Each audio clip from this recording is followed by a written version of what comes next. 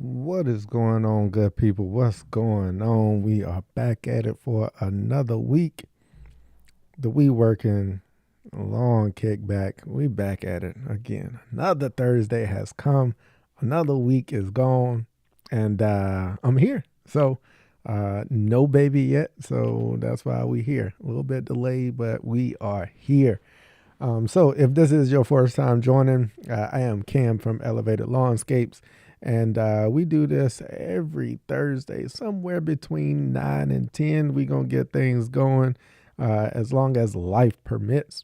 And we are here, and we normally start this off with a little bit of weather talk because weather is heavily dependent on what we are doing in the lawn and how the lawn is looking and what is going on outside. So we're going to kick it off with a little bit of weather talk. And then after that, we will jump into some applications, things that we've done in the lawn this week. And then we'll talk about whatever the topic of discussion is for this week. And we'll have some live Q&A as we go along. So, one of the things is this week I don't have a topic in particular. So, if you've got some Q&A, you've got questions, you've got things going on in the lawn, we will go ahead and jump into those here a little earlier on. But we're going to go ahead and jump into the agenda for the day. And as we always do, we're going to kick it off with that weather talk. This week has been nice. Today was nice. Today was nice.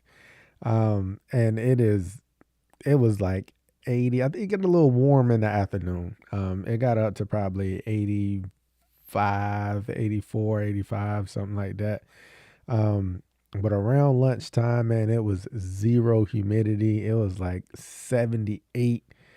Man, I had lunch outside today, while I was at the 9 to 5.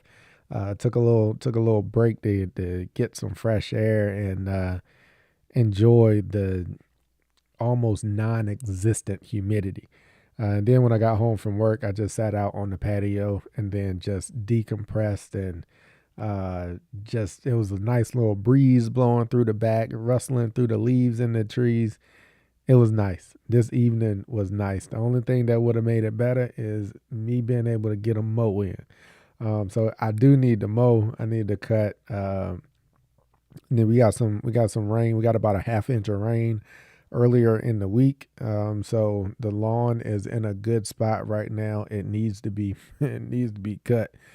Front yard, I haven't cut the front yard in almost 2 weeks. By the time I get to it, it might be 2 weeks. So the front yard is tall. I've been staying on top of the backyard because the backyard I'm trying to keep it at that 2.25, and you just can't let it get out of control and get away from you. So yeah, I've been cutting that, staying on top of it. Backyard is looking good.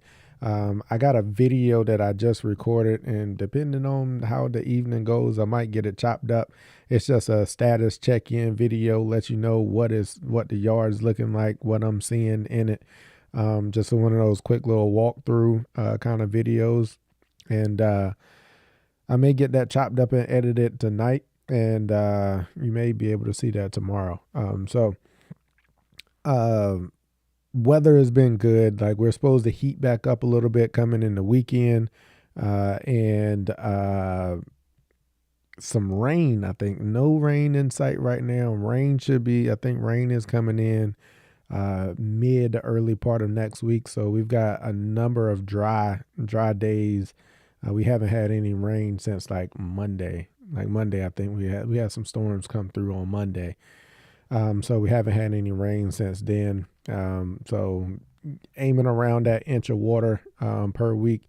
I do have a app that I have, not that I've found, that I've been informed about through some sources. I need to make sure I'm clear to kind of publish and talk about this app.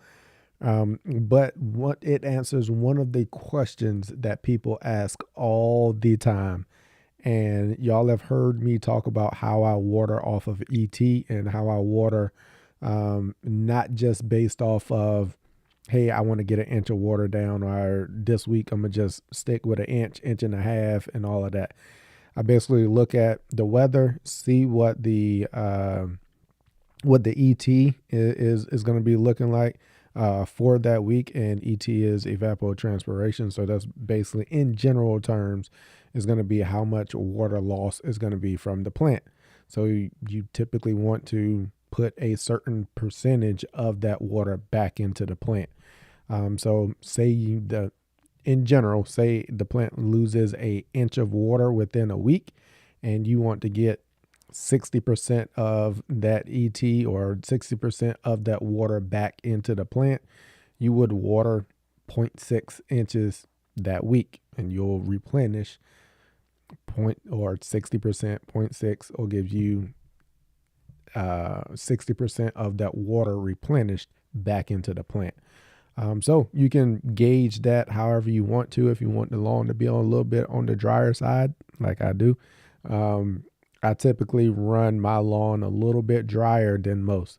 And y'all have heard me talk about it. Like, I've got microclimates, I've got shade and that type of thing. So typically my lawn in most areas in the back, probably 40 to 50% of my lawn in the back gets some good shade throughout the day. So it tends to hold more of that moisture. So I tend to not want to put a whole lot of water down, because if we get rain or we get storms, July is actually our wettest month here in Maryland. So during this period of time, I tend to run my lawn dry, because you get those evening pop-up storms and stuff that happen. Next thing you know, they dump a inch of rain there, and you've already got an inch of rain in the soil, or irrigation already in the soil. Now you're looking at that, and now you got 2 inches of moisture in the soil. In a shady area, that doesn't dry out fast, especially with humidity. So that's one of the reasons that I tend to run my lawn a little on the drier side. So that kind of keeps that disease pressure down. And then when we get those pop-up thunderstorms and showers and stuff, it doesn't have the lawn like extremely saturated, and then you can't get the moisture out. Then you got disease pressure, then all of yada, yada, yada, yada. Like, so, that's why I tend to run my lawn, on that drier side. And that's also the reason why I water off of ET, instead of just saying, yep, I'm gonna just put an inch of water down or an inch and a half of water. People say that they get an inch and a half, and it all depends on how much sun exposure you're getting, right? I mean, if you've got full sun and it's just beating and beaming and drying that soil out and evaporating that water off, then yeah, you may have to put down more water. But you also need to look at your ET and understand, like, how much water is the plant really losing. Because when it gets humid and outside, just because it's hot doesn't mean that the plant is really losing that much moisture when it's 80% humidity outside. So I want to make sure that I can talk about that app first, and talk about it. And when I get the green light and I'm cleared to go ahead and talk about that, I will bring it to you, because it is so simple. It is so simple, and it just answers the question of, how much water should I put down, or how much water do I water a week? It makes my process of how I go look at how much the ET is, forecast it, and calculate the percentage of how much water I need to put down based off of the ET and all of that. It gives you all of that in a couple clicks, or a couple taps on your mobile device.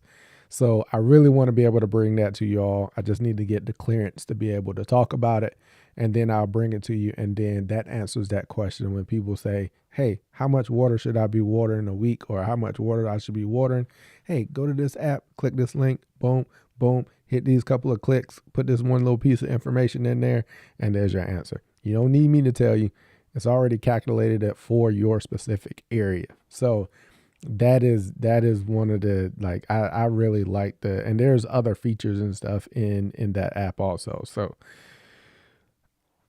once I get the clearance to talk about it, I'll let y'all know. So weather talk, other than that, man, we're just coasting along. Not any extremes at all this week. This week is actually pretty nice. And I talked about last week that I was going to get ready to get my next fungicide application down, with a little bit of FERT this week. So I wanted to get that app down today. That didn't happen. Life just it just didn't happen today. So I got to get out there. I need to mow. I am, and I dealt with this last year, and it's been coming up every year. Like it has been like these same little areas, same repeat spots. I'm getting gray leaf spot, and it's taking out a couple of areas. Like nothing big, but it's just like spots of areas, especially where it's been holding water or water kind of runs throughout that area with these, excuse me, with these heavy showers and things that's been coming through, and like the trail of water, um, these spots, and it just seems to happen every single year. And this year I've actually been up on my fungicides, which like the lawn overall, majority of it looks, I would say 98, 99% of it looks just fine. Like no issues at all in the backyard.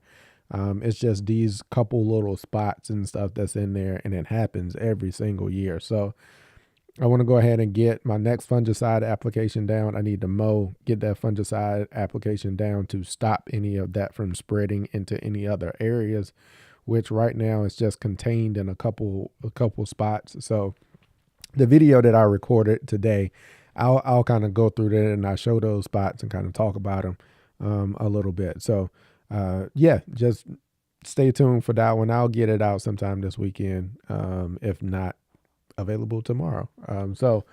Outside of that one, got a little bit of disease pressure floating in the yard. Front yard needs to be mowed. Like I said, it ain't been mowed in almost 2 weeks, probably come tomorrow. And we'll get a mow on the front yard, get everything cleaned up, and we're gonna keep rocking out. We are probably midway, almost on the downside of the fourth quarter for our cool season lawns.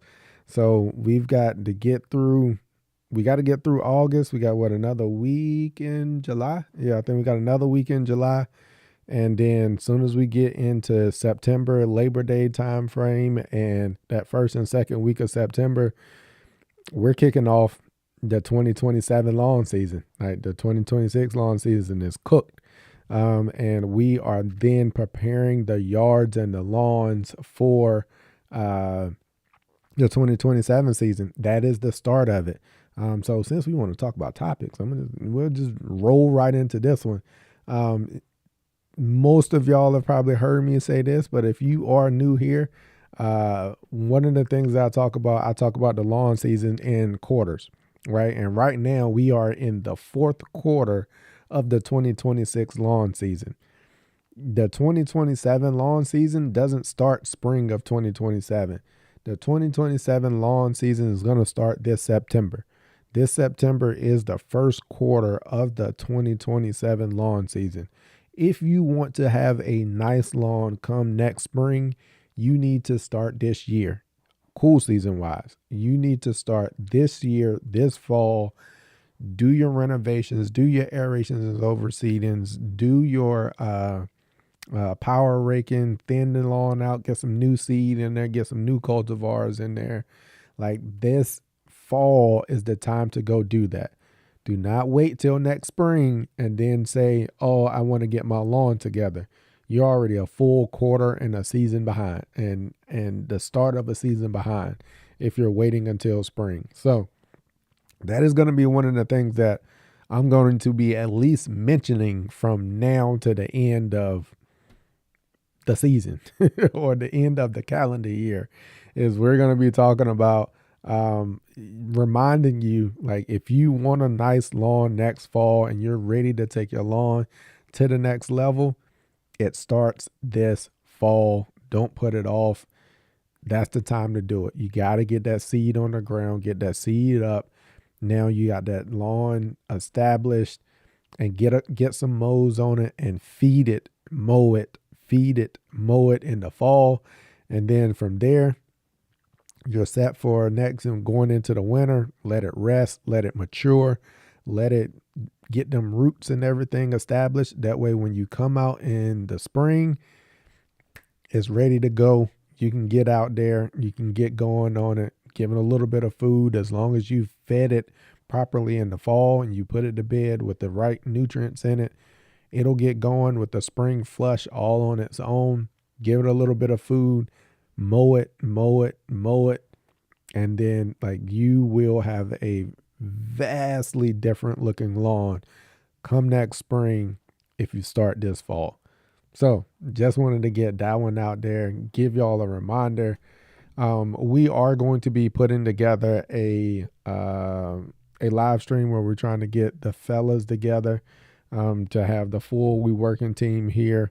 And we want to be able to go through and talk about our processes for either full renovations, aerations and seedings, seed choice and things like that. So we are going to work on being able to get the full We Working team here so we can have that discussion. Everybody's out in the field. We can give you our different perspectives on how we do things and little tips and tricks and things that we've got that we've learned along the way that could help you all out. So stay tuned for that. I'll make sure that live is scheduled, and we'll make sure that we put out a flyer for that one to let y'all know when that one's coming up.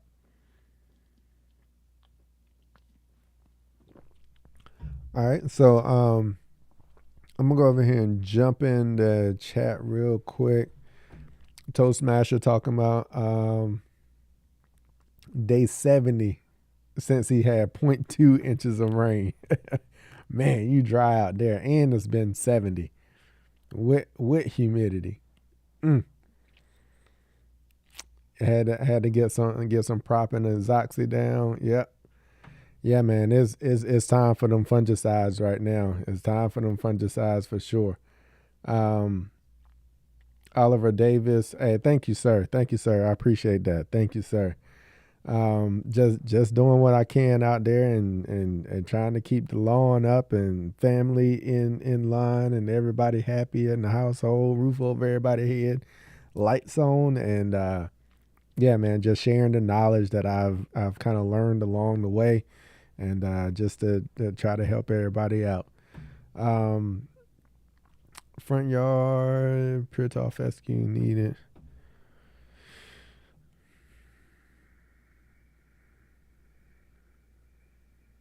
Every 4 days. There you go. Seems like you got it dialed in. Seems like you got it dialed in on your watering and everything that you need there, Toastmaster. So, yeah, man, this app is just is very helpful, very convenient, and it'll give you the information that you need of how much water you really need to be putting down based off the weather, based off your location, your weather. And it can really help you dial that in so you're not over or under watering to keep that lawn performing at a more consistent basis. If you can live anywhere solely based on what grass you could grow, where would I pick? If I could live anywhere solely based on what grass I could grow, where would I pick? That's an interesting question.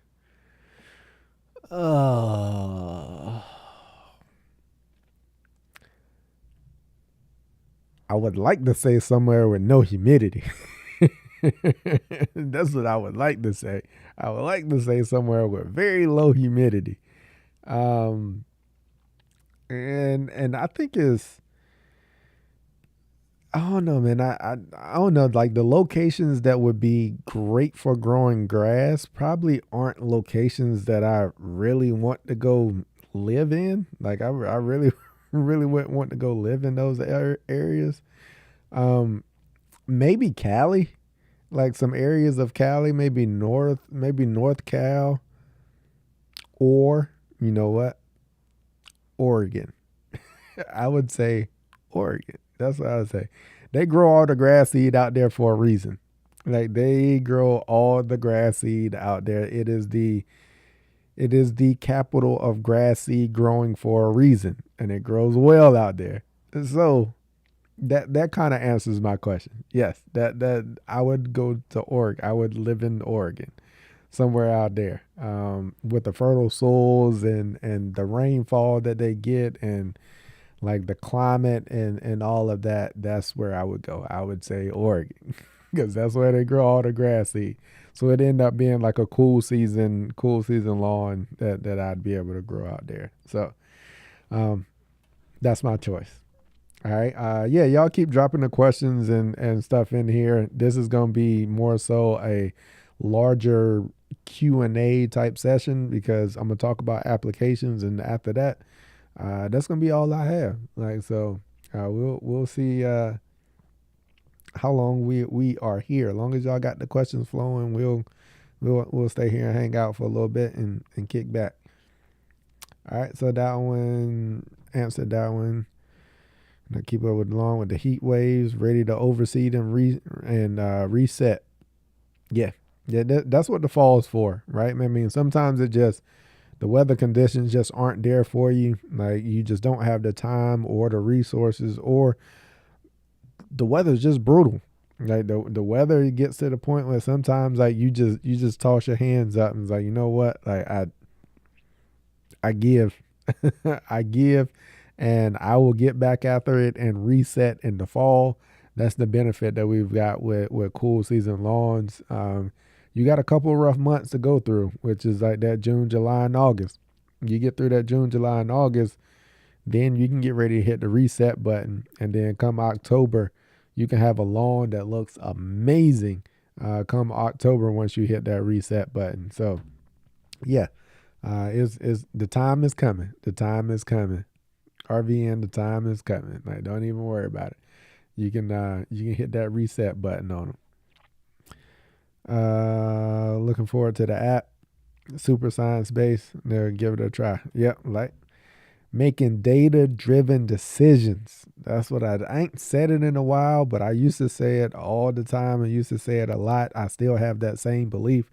Like making data driven decisions in the lawn is what gets you like consistency. Like people, I get it all the time, and different subscribers and followers and stuff will say, it's like, Cam, like your lawn just looks so consistent all the time. It's on a program, and I run the program off of data, and it's like I'm just not out there willy nilly throwing stuff out on a whim, like when I feel like it, and putting out what I feel like whenever. Like my lawn is on a strict regiment. Like it is like preparing to be a bodybuilder, and they've been in the gym for 4, 5, 6 years on a program. Your body's gonna look different. It is going to look different, and it is gonna be in tune. It's gonna be in shape. And I can tell, like, just like I was telling y'all when my lawn was going to peak. Like, I knew and I know when my lawn is going to peak during the season. July is always when my lawn starts to go downhill. Like, come 4th of July, normally, like, right around 4th of July is when my lawn, like, it starts to change. Like, the temperatures go up. We start getting a lot more heat, humidity, those evening thunderstorms and things like that. Like, it's just, it happens every year. Like I know which areas are going to give me problems. I know which areas I need to pay a little more attention to. I know what the lawn looks like when it needs something outside of the program, because like things start to change. Like I just pay attention to it, and you just look at the weather. That's why we have a segment on here which is called Weather Talk, because weather dictates a lot of the things that we do and when we do it. You base it off of that weather data point, because when temperatures are starting to get hot, you do things a little differently. It's going to be extremely dry, you do things a little bit differently. If you've got a lot of rain and humidity and thunderstorms and stuff that are coming, you can make sure that you get your applications out ahead of that. It's coming.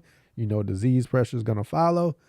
Then you can make sure that you get your applications out ahead of that to make sure that you're in a position that you've addressed that issue before it comes up. Then disease pressure is not as big of an issue, and it doesn't wipe you out. So watering's another big one. You can basically your watering it should be based off of a lot of the weather patterns, right? So yeah, and it's making those data driven decisions is one of the things that I live by it. Like that's why my lawn stays as consistent as it does. And my lawn has issues like everybody else's. Like my lawn is not perfect. It looks good, but it is by far perfect. Like there's like I've seen lawns and stuff on the interwebs that I would say people wouldn't agree with me, but I would say, man, that looks better. Like, and then too, I mean, they could be hiding their bad areas or something like that, but it's like, damn, that looks good. That lawn look better than mine. Like, so it ain't a whole lot of them, but yeah, I give credit where credit's due. Like there's some yards out there that I'll give people credit and say, man, that you got me on that one. D Griffin, what's going on?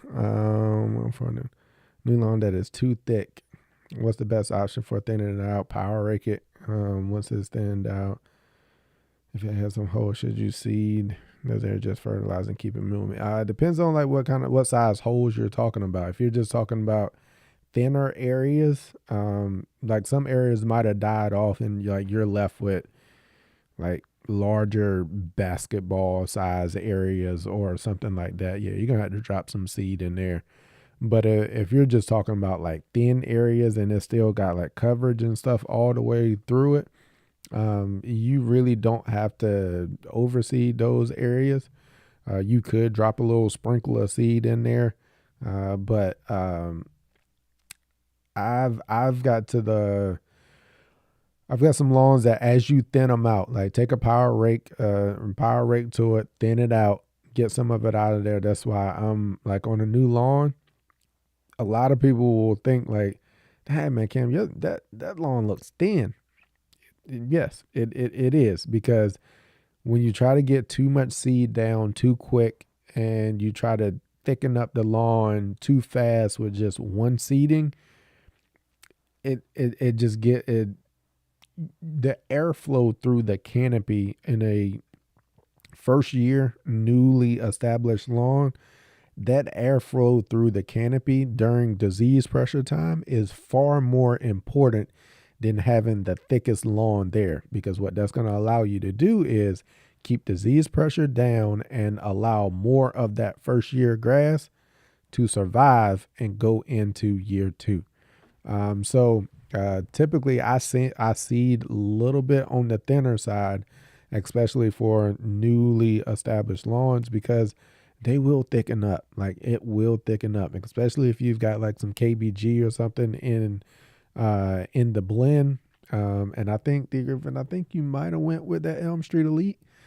So it gets it like throughout the growing season, and especially in the spring, like it gets dense all on its own. Like it gets dense all on its own. So that's why if you're seeding with the Elm Street Elite, I do not recommend over 8 pounds per thousand, even on a bare ground seeding.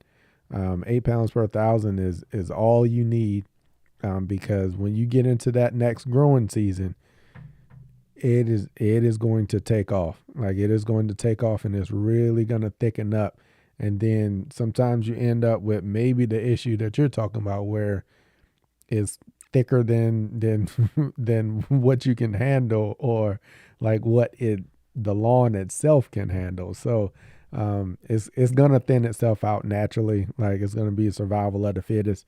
So I would say get out there, power rake it, thin it out. If you have like larger bare areas, yes, drop some seed in those.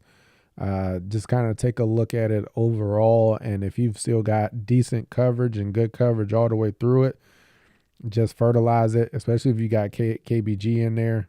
Fertilize it, keep it watered, mow it, and get it through the fall, and you should be all right. You should be all right.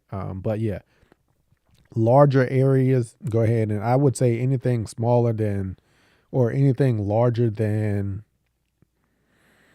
a softball, baseball, Baseball, maybe you can go ahead and drop a little bit of seed in there. Anything larger than a baseball, softball size, I'd go ahead and drop some seed in there in those areas to get them to fill in. But if you're just talking about an area that's got like plants and stuff all through it, but it just kind of looks a little thin, and if you've got some KBG in there, just go ahead and yeah, you should be all right.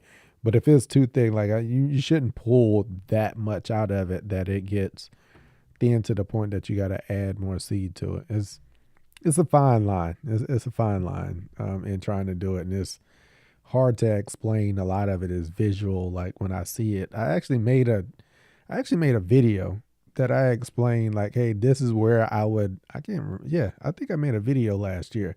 I was like, these are areas that I would overseed. This is an area that I would not seed. And then I was like, this is an area that I would renovate or something like that. I had like 3 different options. So yeah, I got a video. Go back and check a video out from last fall where I kind of talked about that and showed some areas of like, this is the density that I would oversee. This is the density that I wouldn't touch it and I wouldn't add any more seed to it. So go back and check that video out from last fall.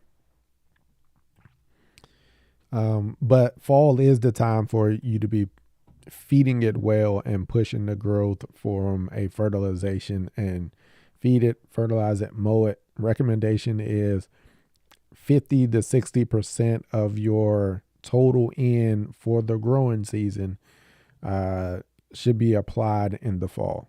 So that's the recommendation there. Yep, got a power rake Labor Day weekend.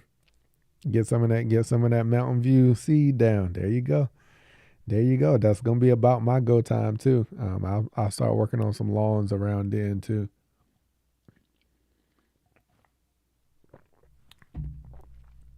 Boom, boom, boom. Yeah, yeah. Depends on what kind of grass you're going. Yeah, I think she's got the or yeah, I think he's got the Elm Street Elite. Yeah, yeah. It's got that KBG in there. Yeah. So what I just explained, and I thought so. Exactly what I just explained. Yeah, you'll be all right. Just kind of follow that recommendation and you'll be all right. 30 yards and this fall I'll be using. Okay, appreciate that. Is there anything? What does that say?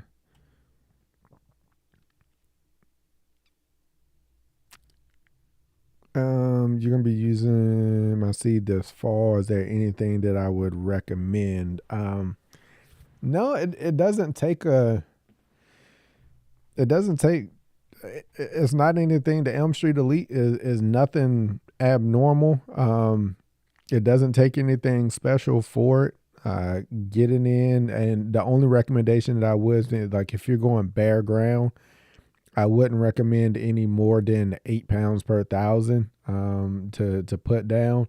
It may look a little thin. You may think that it's really thin, but when it comes in and it gets to growing and that KBG gets to going, it is going to fill in. It is going to fill in, and especially that next spring, it'll put you in a really good spot. If you're going bare ground, overseed, I would probably be around that 4 to 5 pounds per thousand, depending on the condition of the area that you're overseeding, because that KBG in there, it gets going. And the tall fescue, it fills in, like the germination rate and the growth on it is very, very good on the Elm Street Elite. So yeah, that's about it. Yeah, nothing else special that you have to do to it. Yeah, you already use a Mountain View, so all the cultivars that are in the Elm Street Elite are Mountain View seed cultivars. So I've just got a different blend of ones that are in there, and I just added the KBG into it. So yeah, you should roll with it. And first and foremost, appreciate your support on getting the seed. So appreciate that. Yeah, Matt's been working on some things. Yeah, I've heard from the grass factor guys, like, so we still talk here and there. So yeah, they're still around. Everybody's still working. Um, at least I will say Matt and Ryan, that is. So all I think all the rest of it, you know, if you know, you know, the rest of that story. So yeah, I think Matt did a couple of things, little lives a week or so ago, a couple weeks ago. Maybe I think he's trying to get back to it. He might be coming back to do some things. So he's trying to test some of the waters out. But yeah, I think everybody's managing. Um,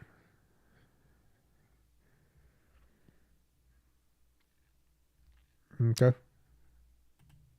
Yeah, a lot of people a lot of people recommend top dressing and compost and topsoil.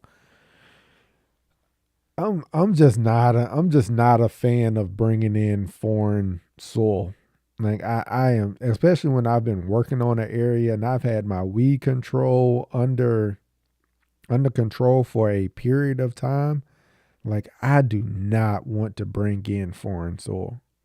The main reason is I don't know what I'm bringing in. Like I have no idea what I'm bringing in. I know compost is supposed to be I won't say it's sterile, but like if compost is supposed to heat to a certain temperature that should then kill a lot of the weed seeds and different seeds and stuff in it. But I just I am me personally, especially when I've been managing a lawn for a period of time and I've got my weeds and stuff under control. I do not like bringing in foreign soil. I don't. Like I am not, which is why I'm a big supporter of working with the soil that you've got. If you prepare the seed bed and the soil that, especially if you're doing like a bare ground renovation or if you're doing something like that, like if you prepare the soil that you've already got there properly, like there's really no need to bring in additional soil. I get it for my nutrients, unless like you've got like big low spots and dip and stuff like that you gotta go fill those in. I get it. But once I've got a lawn established and I've got my weeds and stuff under control, I don't want to bring in any additional soil. Like I've got ants and stuff in my backyard. I've had more of an ant problem since I brought in that sand and I top dressed my backyard. I never used to have an ant problem until I did that. And I brought that soil in, and I'm saying the same thing. I use that same sand over on the test plot. Like I've got more ants over there in that test plot than I've ever seen before I top dressed it a couple of weeks ago, or sand leveled it a couple of weeks ago. Like so, I just don't like people is like, Cam, no, you need to bring in some soil. And it's like I bringing in more nutrients and things like that. There's a million fertilizers out there that I can get nutrients into the soil. Like I can get some nutrients into the soil, and the plant, like if you're worried about organic matter and things like that, the longer you keep roots in the soil, like you keep roots in the ground and you keep living roots and plants and you're continuing to grow, that those nutrients and the organic matter and all of that stuff, it builds over time because we don't till our yards like on a yearly basis like farmers and stuff like that. So that root cycling and stuff is going to stay there and it's going to continue. The key is keeping living roots in the soil. Feed it, water it, mow it, and let it build over time. I, personally, I'm not a fan of bringing in outside soil unless I absolutely have to. And if I'm doing a bare ground, I can kind of get away with it if I've got areas that I need to do it, but one of the things I'm really afraid of is bringing in like weeds that you can't control or that are hard to control, or you bring in some Bermuda grass. Like I've seen people that never had a Bermuda or had any Bermuda or anything in their lawn until they brought in some soil to top dress or to level a certain areas, and then all of a sudden they got Bermuda popping up. Never had it, or they got some Johnson grass or some quack grass or something that's just hard to control, grassy weeds. Never had those problems until they brought some soil in. Like I'm not a fan of it, and especially if I'm doing a overseeding. If it's already an established lawn, like, and you just coming in to overseed it, like that grass can that existing grass canopy is gonna provide enough like coverage to be able to hold moisture and stuff into that grass seed. You're gonna be watering. It's gonna provide a shield over it to hold moisture, to shield it from the birds that everybody's worried about.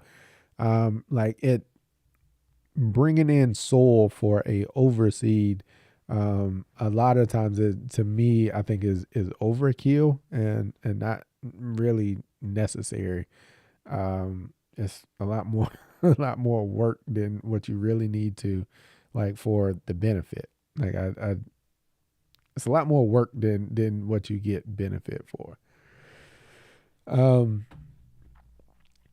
all right, what's going on, Crawley, Stacy, and Rob? Like, what's happening? I think it's been a while since I seen you. I remember the name. Um, what's going on, Crawley? Boom, boom, boom. What's happening? What's happening? Junkyard Mastery. We're gonna read this comment here. What's your fungicide schedule and fertilization schedule? Do you spoon feed a lot? How many pounds of N do you usually get down a year? So that's an easy one. Normally I'm about 3 pounds of N per year. Three and a quarter is typically where I'm at with N for the year. Fungicide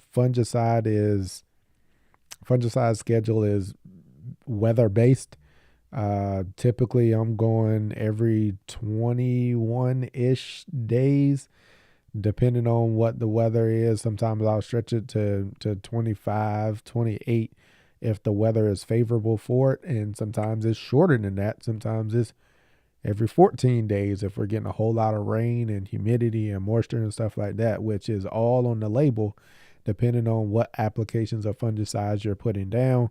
It'll let you know what the shortest interval is when you've got a high disease pressure, which most of those are like 14 days. And then if you have lesser disease pressure and you're going down with preventative rates, sometimes you can stretch, depending on which fungicide you're using, you can stretch that to 28 days, 27 days. But that's about the max. That's about the max, especially when you're in disease pressure season. So anywhere from 14 to 28 or 27 early season. But right about now, the longest I'm going right now is 21 days. And I think I'm on day 23 right now, which is why I was like, I needed to get that mowing application down tonight, which I didn't get a chance to do. So yeah, that's kind of where I'm at for my, and fertilization. I do mostly like through this period of the year, like when it's summertime, I do spoon feed. Like, so I'll spoon feed all the way through the summer. About a tenth of a pound every 2 weeks is what I go down with.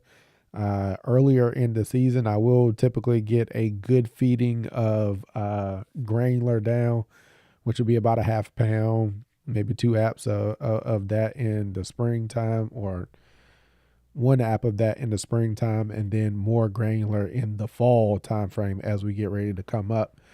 So that's that's kind of like my fertilization schedule. Spoon feeding every 2-ish weeks with a tenth of a pound, and like some heavier granulars in the fall and one in the spring. Boom, boom, boom. What's going on, Super TA? Yeah, Super TA got him a project going over there up there in Jersey. Got him a project going. Yep. Gary Crawley. Yep. Crawley said, "Yep," and no straw. Yep. I agree with that. I agree with that. What's going on, David? What's happening with you down there in Tennessee? Tennessee. What are my thoughts on bonfire? Dwarf fescues. Just want to know if I had any experience with this cultivar. So bonfire is one of the new kids on the block. It's got really good ratings and stuff in the NTEP trials. And that's about all I can. Y'all have probably seen it already anyway. Like so, in my what used to be my raised garden bed, I've actually been growing Bonfire, Xanadu, and Elm Street Elite. Comparing, I've got like plots of each one of them, and I've been comparing them. The problem is I haven't really been mowing them and taking care of them the way that I should to really get a good comparison on them. I haven't even fed. I fed them like once or twice. Those pots like maybe once this year. I've been mowing them like once a month. And like I didn't even get all the leaves and stuff off of it last fall. Like so, some of the plots had like big gaps and stuff in it, but honestly they don't look terrible. Like, and they've been like just kind of over there on their own.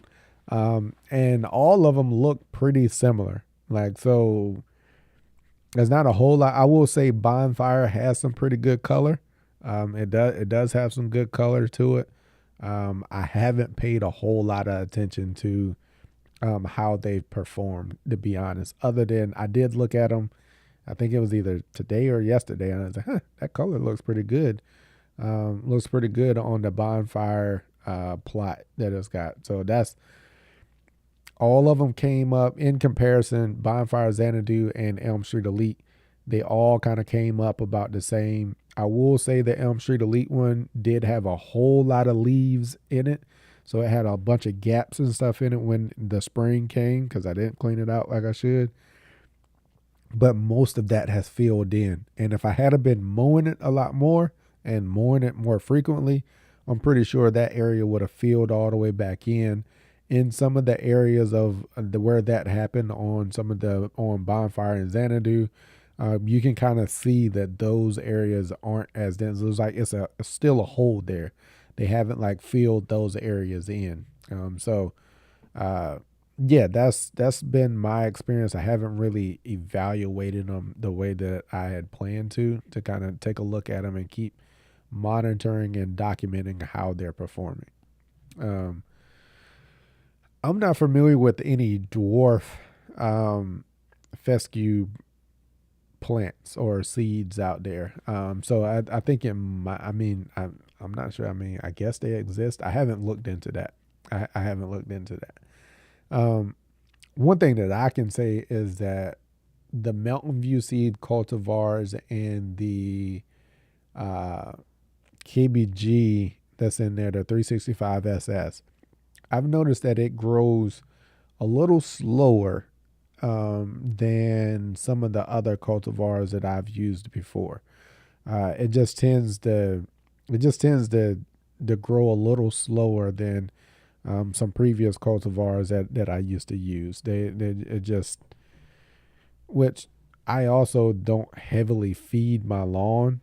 I don't juice it up, like, so that could also be another contributing factor to the rate at which my lawn grows. Which I like it. Like it rarely ever gets out of control and away from me unless I just know I'm allowing it to happen. Like my front yard, where I just haven't cut it in almost 2 weeks. So like that's gonna happen. You let it go 2 weeks, like it's gonna get overgrown. Um, but like it just tends to grow at a good rate, and I think it is based on the cultivars that's in there, and also is based on the amount of fertilization that I do to it, and it just stays at a kind of consistent growth rate. Like, and I can keep up with it, and it looks good. Um, Oh yeah, I'm not familiar with any. I couldn't name a dwarf variety of fescue on that.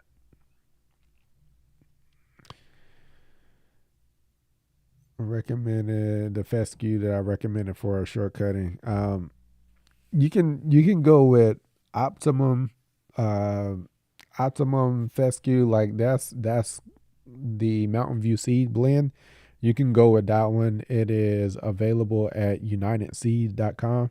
So United Seed, if you want to find any of the platinum lineup of seeds from Mountain View Seed, whether it's their Fine Fescue, Vanguard, whether it's 365SS KBG blend, the Tall Fescue blend, Optimum, or the Centennial Bent, you can find all of those blends at unitedseed.com. Like they are the main distributor right now for Mountain View Seeds Optimum lineup. So if you want to go that seed that you were talking about for low cut, you could use the Mountain View Seed Optimum blend for that. Okay. All right. Scrolling through, I lost where I was in there. Dun, dun, dun.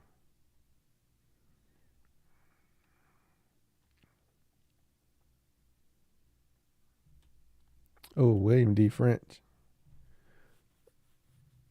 But you burned your lawn with some potassium. Yeah, that's an interesting thought. That's that's interesting.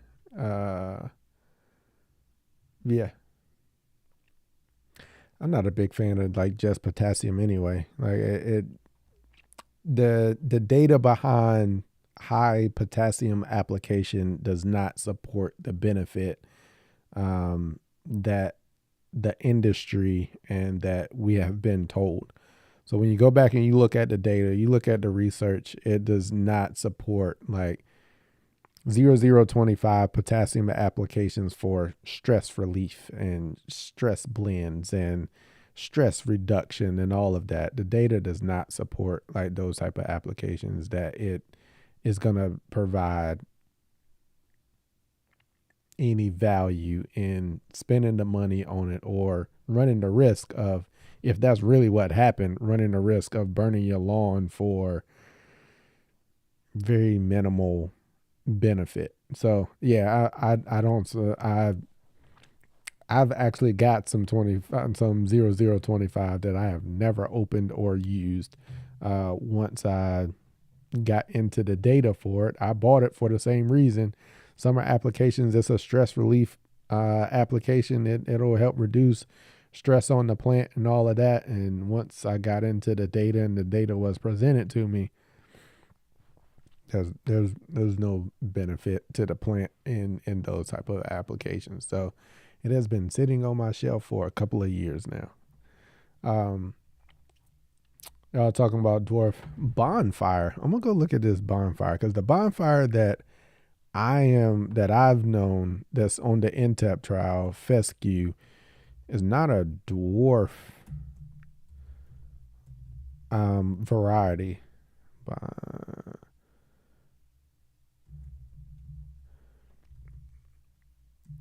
I'm gonna see if it comes up. Maybe it's fescue. I don't know. Maybe we're talking about different seeds.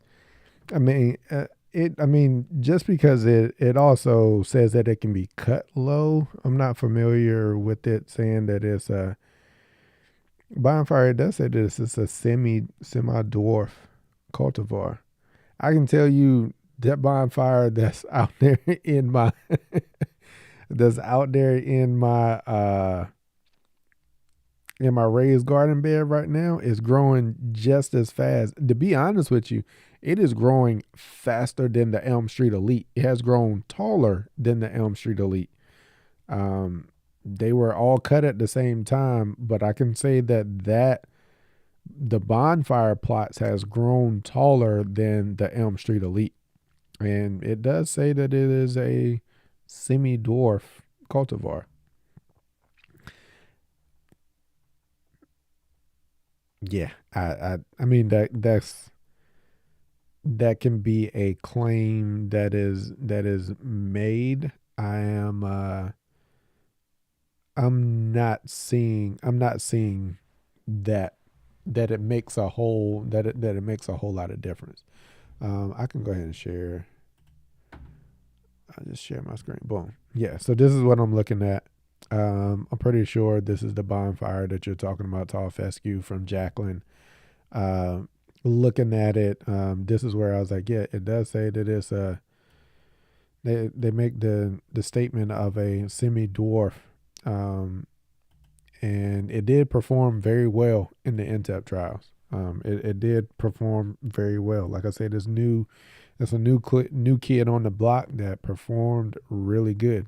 It performed really good. Uh, yeah, they've got a lot of good things, and the data supports it that it is a definitely a top cultivar.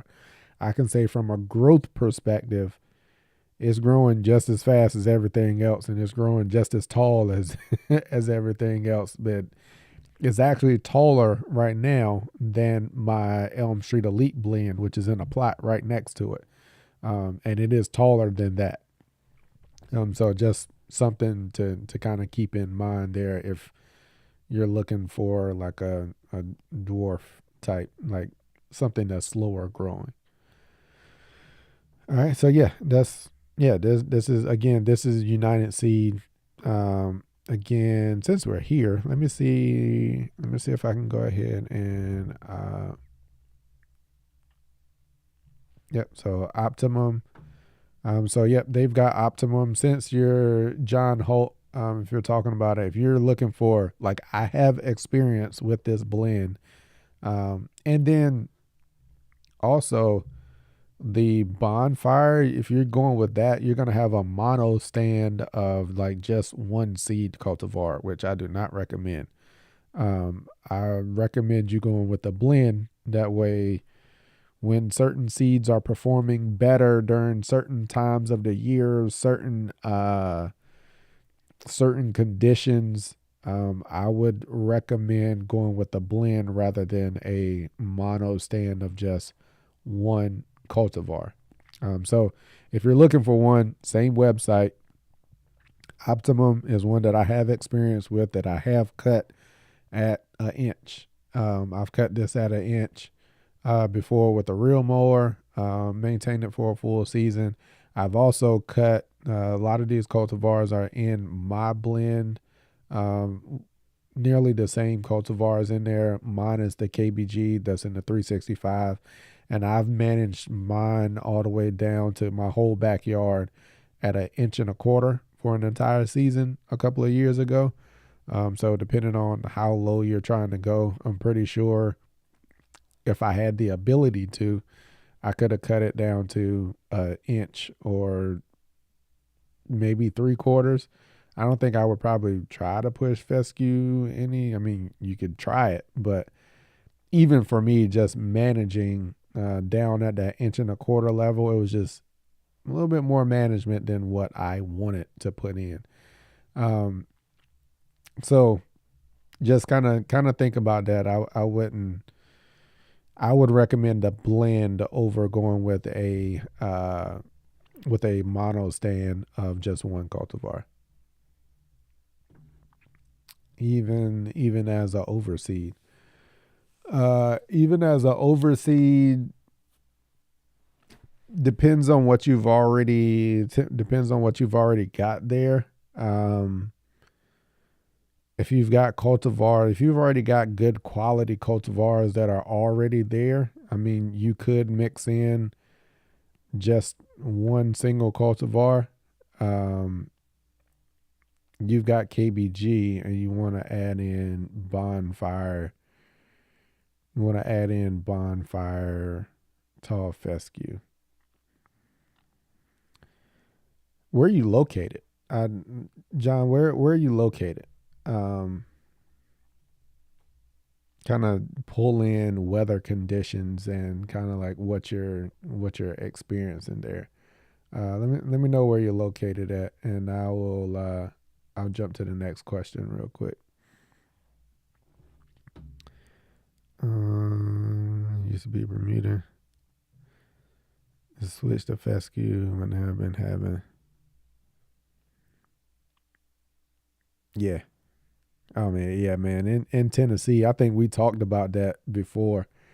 In Tennessee, man, trying to grow fescue, especially if you're full sun, if you got areas that are full sun and you're like non-irrigated, it's tough.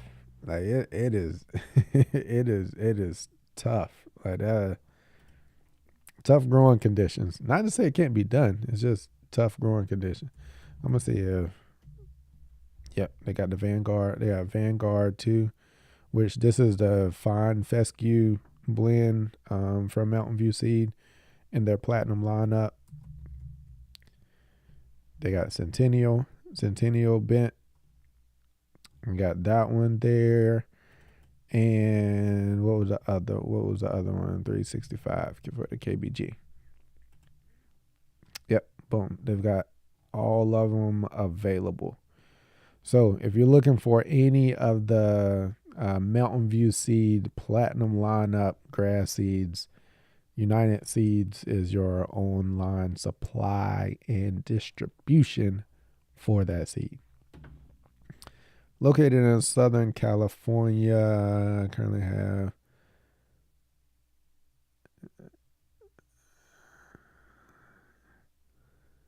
overseed with either KBG or Bonfire.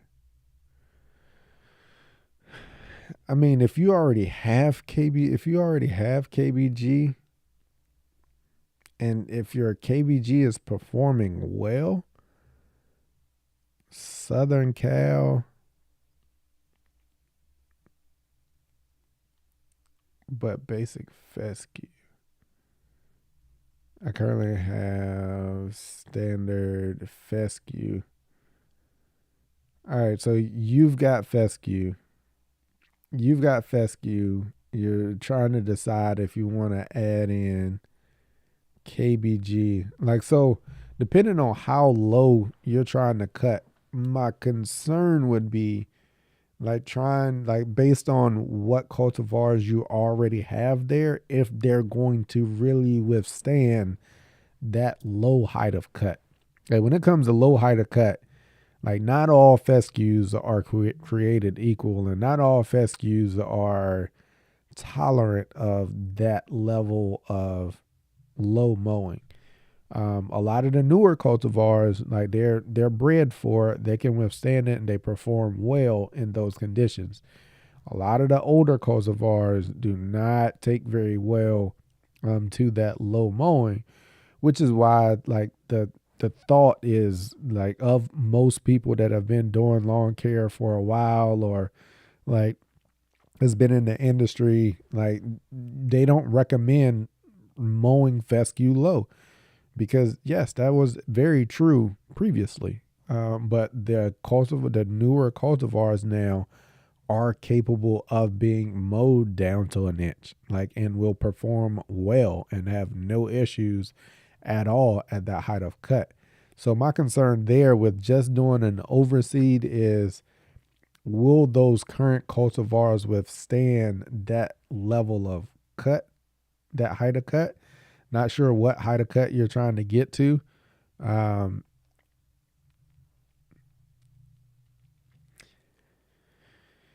yeah, Southern Cal. I mean, you could go fescue or KBG. KBG would probably be more. I'm not familiar with the Southern Cali weather. California gets me so mixed up. Like a lot of people, like I'll be thinking all of Cali just got nice weather, and then and then people's like, nah, it gets super hot, super dry, and stuff like that. And I'm like, yeah, I'd be all confused with like the weather in Cali. Um, if you are in a moderate climate where you don't get really, I mean, but you already got fescue there, you could always overseed some KBG into it. KBG will definitely be more tolerant of the low height of cut, and it could also give you some self-repairing capabilities that most fescues will not. So it'll be more tolerant of the low mowing, give you that self-repairing, and being that it's paired with some fescue and you don't have like just a KBG lawn, that it'll also give it a little more protection, so that it won't be uh, as vulnerable like to like the summer type conditions. It's really hot and dry here in my climate. We're already at the hundreds. Yeah, I wouldn't recommend KBG then. Really hot and dry. It sounds like you need some Bermuda. That's what it sounds. Because you want a low mo, you want a low mo, and your climate is hot and dry, and you're already in the hundreds. If you're full, and like, are you full sun, like, or mostly sun in your yard?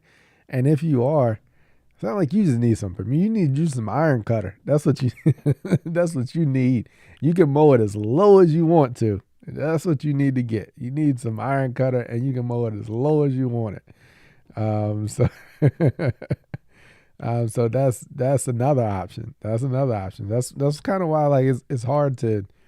You gotta unpeel all the different layers as you're answering these questions and stuff, because like as more information comes out, like if you really want to know what my recommendation is, I honestly, if you've got the sun coverage, the sun exposure for it, and your climate is hot and dry, and yeah, I would recommend really, and you want to mow low also, uh I'd be pushing you closer towards some iron cutter is what I would be doing. Um all right. Yeah. Yeah. So give us some warm season grass cultivars. Iron cutter, man. That's all. That's iron cutter, Tahoma, Tahoma 31. Like they're some of the best cultivars, warm season grass cultivars that are out there right now. That I've seen and things that I've looked at from a vegetative perspective. Rio, Rio from Mountain View or MVP Genetics is a seeded variety of Bermuda. Uh, MVP Genetics, which is the warm season side, they've also got their zoysia. I can't remember the name of their zoysia. Gateway, is it Gateway? I think it's Gateway. Gateway zoysia. So MVP, I believe it's Gateway zoysia. Let me look it up. Gateway.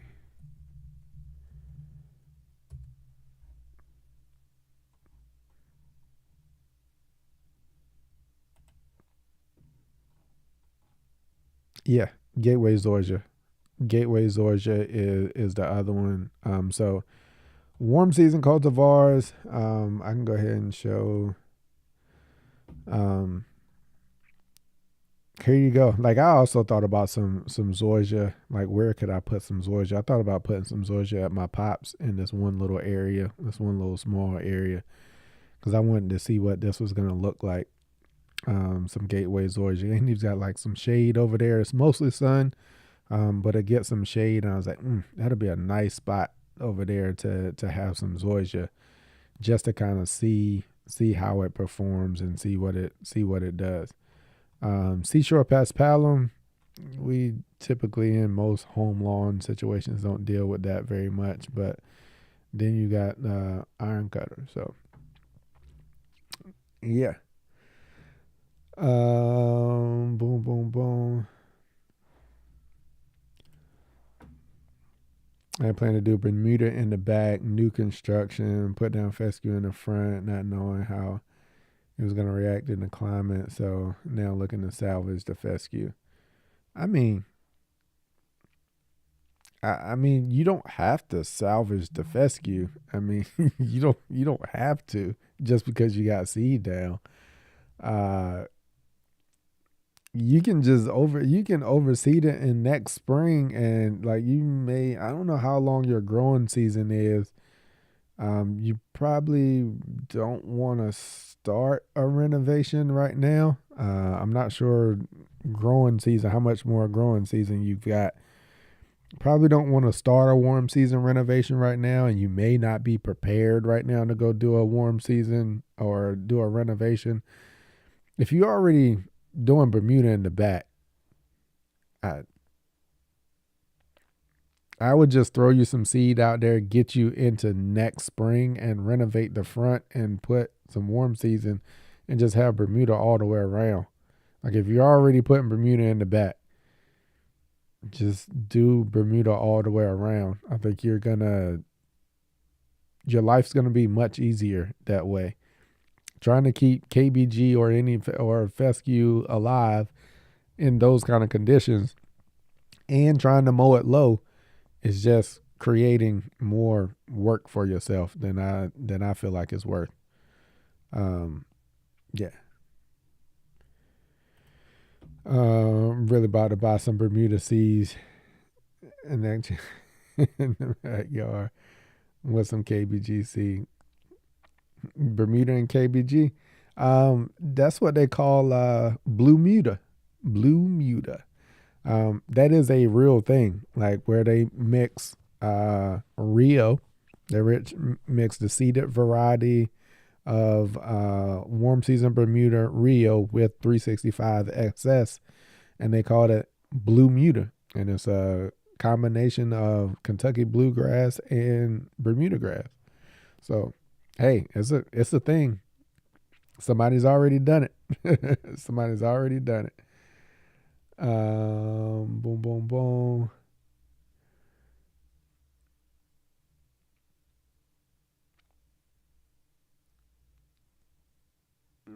Not too far from you.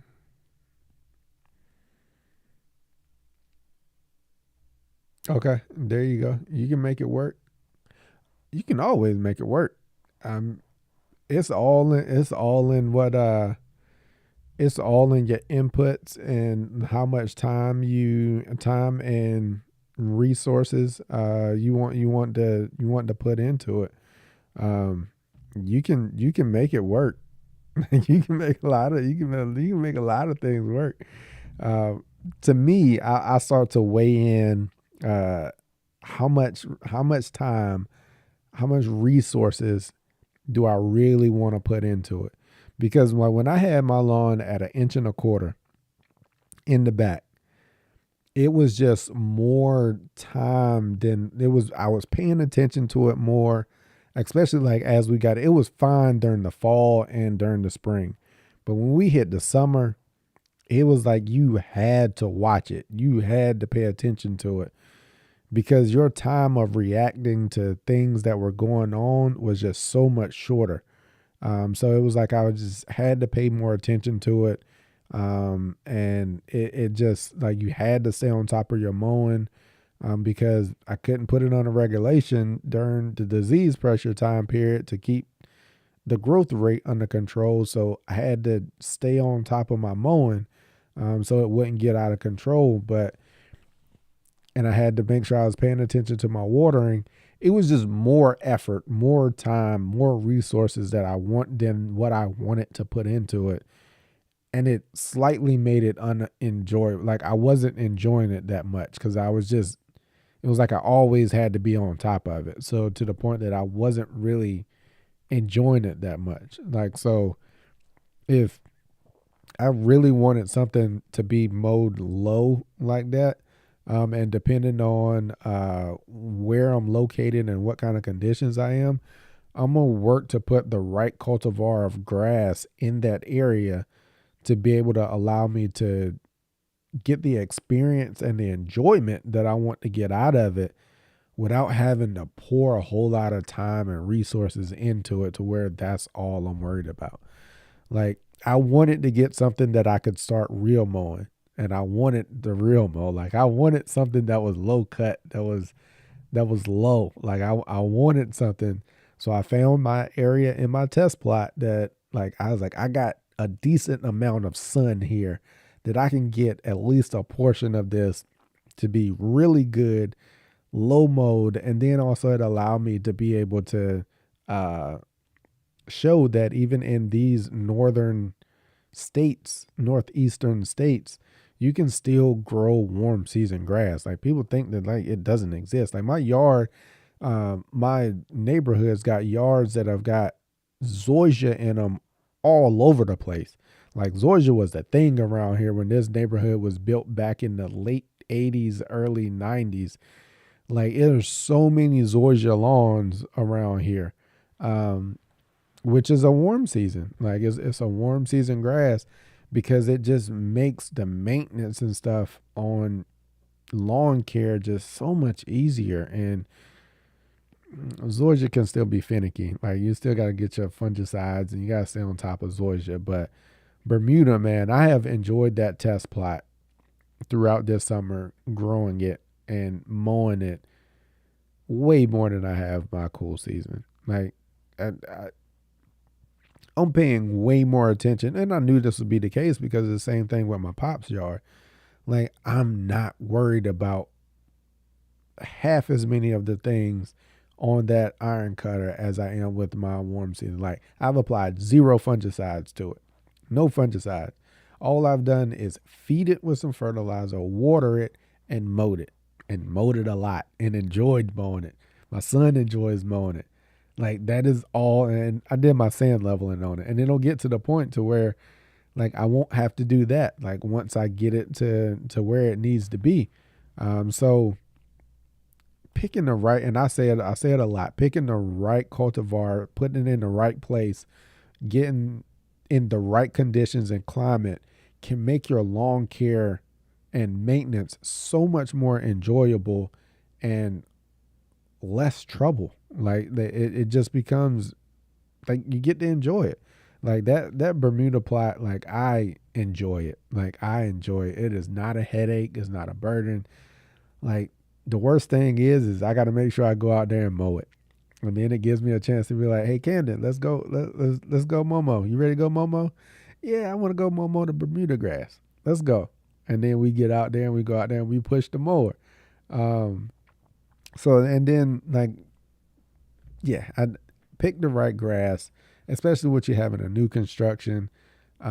Just like, cool season grass isn't meant to go everywhere. Like, it's not. Um, it is not the right grass type, and it's not the best fit for all climates and all locations. It looks great, color looks good, but sometimes the resources that it takes to maintain and keep it looking that good, especially when you get into the summertime, fall and spring, now it's gonna be on point. Most locations, fall and spring is gonna look amazing, and then you hit June, July, and August.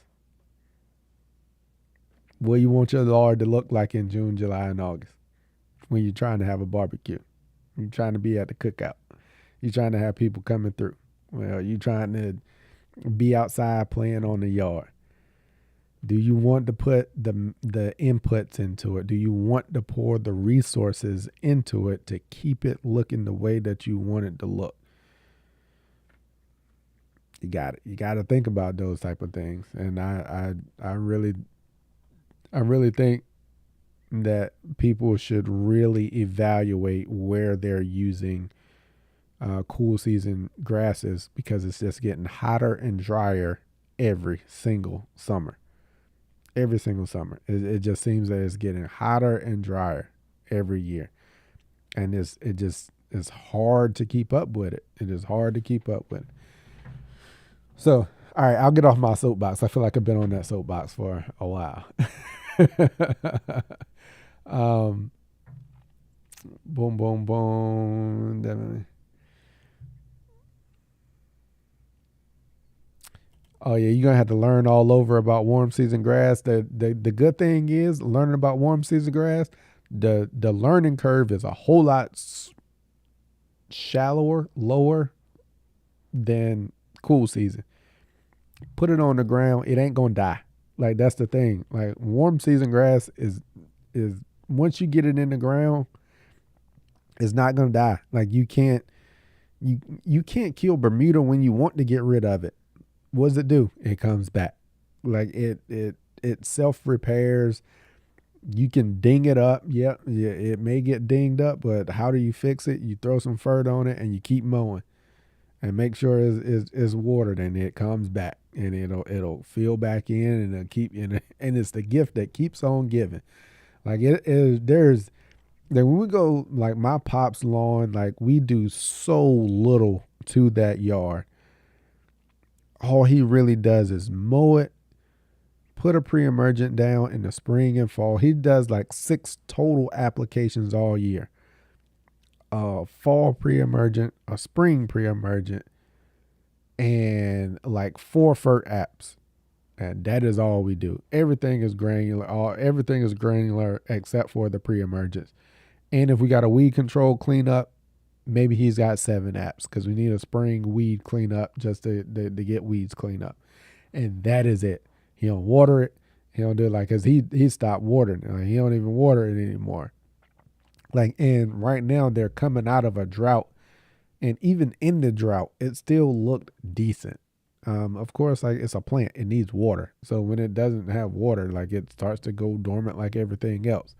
But now they're starting to get rain, and he was like, "Man, the yard's starting to look good, man. I'm gonna have to get out there and cut." I was like, "Yeah, go ahead and drop you some more fert on it. Go ahead and drop you some fert on it, and get out there, get it mowed." And he was like, "Man, it's starting to look good." And what has he done to it? Absolutely nothing. Like this year, this is only going to be his second application of fertilizer on it. Man, warm season grass, like it is.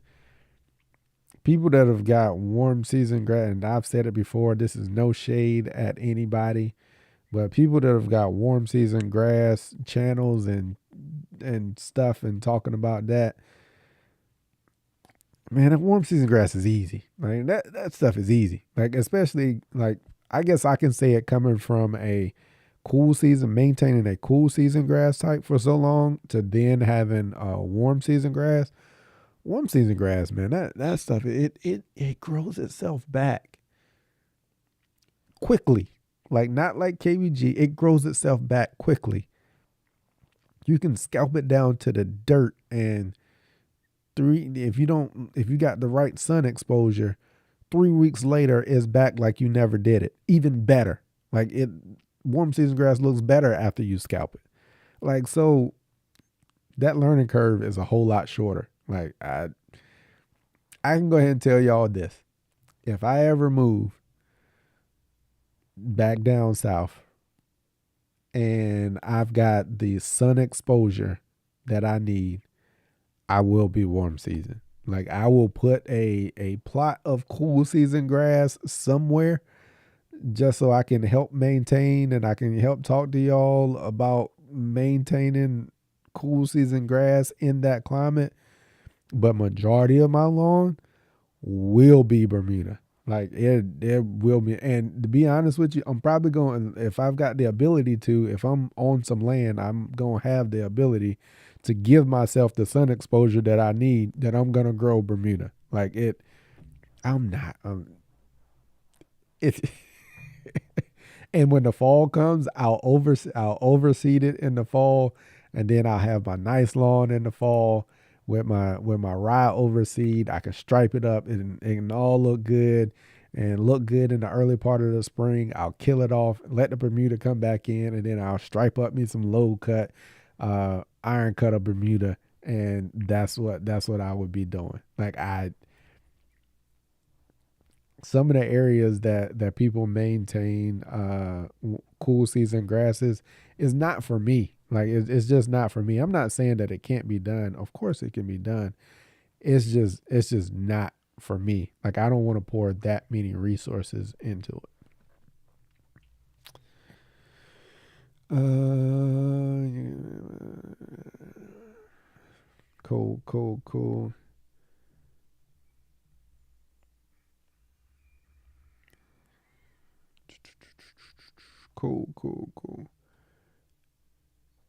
It was like, can't appreciate, can't appreciate. Yeah, I felt like I was on the soapbox. I felt like I was on my soapbox for for a little bit. Um, y'all just getting y'all getting, and these are all things that I've said before, right? Like I've talked about them before. These are kind of my opinions and like my where I'm based around like my lawn maintenance. I a lot of people think that I put a lot of like I pour a lot into my yard. I spend a lot of time. I spend a lot of money on it. Like I put a lot of products and stuff down. I don't. Like I put down, in my opinion, what my necessities are. I feed it. Like I said, I'm about 3 pounds of N per year. I feed it. I put down I've got some soil amendments and stuff that are still here that I still have that I'm just trying to use up. And once those are gone, I'm not going to be applying those anymore. So once I get rid of that, it'll be my fertilizer applications. I won't be putting those soil amendments down anymore. Once that product is gone, I'm using them for now. And then I'm on point with my watering and also my mowing. Like the four cultural practices, like that is the pyramid of you having a nice lawn. Feed it, fertilization, mow it, water it, and pest control. Like those are the foundations of it. Like that's the foundation. That's where you pay attention to the lawn. That's where you really move the needle and get the best results out of your lawn. So yeah, I felt like I was preaching a little bit. You can promote growth without stressing. In Ohio, we have not mowed in about 12 days. If the grass ain't growing, ain't no need to like. And if the grass is not growing, ain't no need to try to push it. Like that, don't force the plant to do anything it doesn't want to do, especially not this time of year. The summertime is the time to let the grass do what it wants to do. We do not need to be intervening. The only thing to put down on the yard right now, some fungicides, some water. And if the grass isn't growing, there's no need for fertilization. You fertilize it when you've got active growth and the lawn is actively growing. That's when you can get that fertilization and stuff in to kind of promote the growth. Stressing out crispy fescue lawn. Yeah, if it's already crispy, you don't need to be. It sounds like you need some water. That's what that's what that sounds like. Sounds like it needs some water. So if it's already crispy, no need. Don't put anything on it other than some water. That's probably what that would make it grow. Because if it's already crispy, that means it's starting to go into dormancy. So the plant's not growing, which is why you haven't mowed in about 12 days. Because it's starting to go into dormancy. To protect itself from dying. And adding fertilizer to it is not going to help. It's actually going to be a hindrance to it. So sounds like it needs some water if you want it to put something on it. I mean, 11 miles. My lawn is fighting for its life. Man, that Pythium is a beast, man. Pythium is tough. Like it's tough. At least you only got a few small patches of it. At least you only got a few small patches of it. Some cool season grass, and I'm thinking about warm season grass, and then yeah, yeah, man. I got the warm season. Like I said, I just dropped a video on